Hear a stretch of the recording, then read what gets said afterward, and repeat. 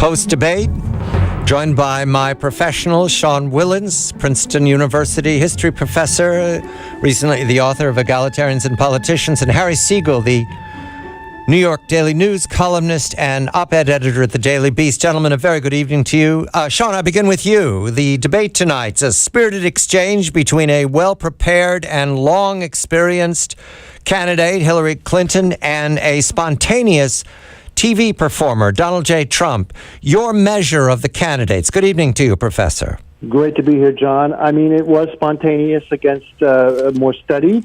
I think that Secretary Clinton held up against the barrage of stuff better than the Republicans did early on during the primary season. She was she hung in there and she did fine, and she smiled maybe a little bit too much, but it was there. Look, the main thing that I think that she managed to accomplish tonight, apart from standing up to all of this, was to point to taxes and to Trump's tax proposals. Trying to get at the idea that trade is the only thing that's led to the working class having difficulties. I think that she was very effective in doing that. And then the birtherism business. Basically, whenever people mention Sidney Blumenthal, they're desperate, in my experience. It means that they're going down the tube, because Sidney's the last straw that you grasp in order to try and get something. Planet Earth goes who?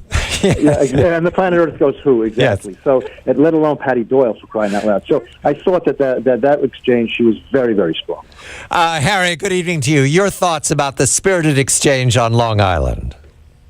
Well, look, Donald Trump is trying to run as a change candidate in this incredibly incoherent, unprepared way. So he said Hillary Clinton's been failing against ISIS for her entire lifetime. I don't even begin to know what that could possibly mean.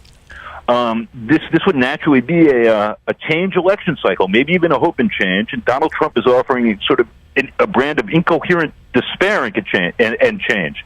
Everything is terrible. Forget about the establishment. Vote for me.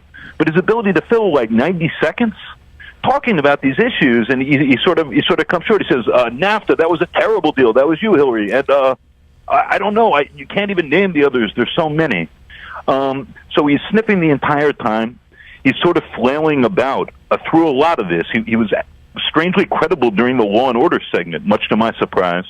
But for most of this, he seemed like a guy who's just used to filling dead air, who was doing that in a presidential debate, and there was something profoundly unbecoming about that. I'm curious if this impacts voters at all, since not much with Trump has until now. I will say that without a rally behind him, with no audience reaction for the most part, that his sort of flailing and faces and speaking over Hillary Clinton, I think, came off as much less of sort of an appealing television show than it did just sort of a nasty absurdity. I felt like it was a demeaning performance. All right, gentlemen, we just have a little over a minute. I beg pardon, but your thoughts, was there a winner tonight? And it's okay to say it was a tie. Professor? Oh, I think Hillary cleaned his clock. I think he looked terrible. And Harry made a good point. Without the audience, I mean, Trump's about shtick, and Trump does a thing with an audience, and that's how he gets his thing going. Without the audience, he didn't get a shtick. He just looked like he was hateful. And his exchange with Lester Holt, was that successful for him as he managed to change the question each time? Was that well managed, Professor? No. I mean, he changed the subject, but as Harry says, he can't fill a minute and a half about anything. So, all right. It's just look evasive. Harry, your thoughts. Was there a winner tonight in saying no winner is acceptable? I'm not sure there was a winner. I very much doubt many minds were changed. I think people who are appalled with Hillary Clinton and the establishment are going to remain so. I think for those with open eyes that Trump was really exposed. I hope she was the winner. Professor, that is a very healthy Secretary of State. Don't you agree? Yeah. Very healthy. Harry, that was a healthy Secretary of State. Do you agree?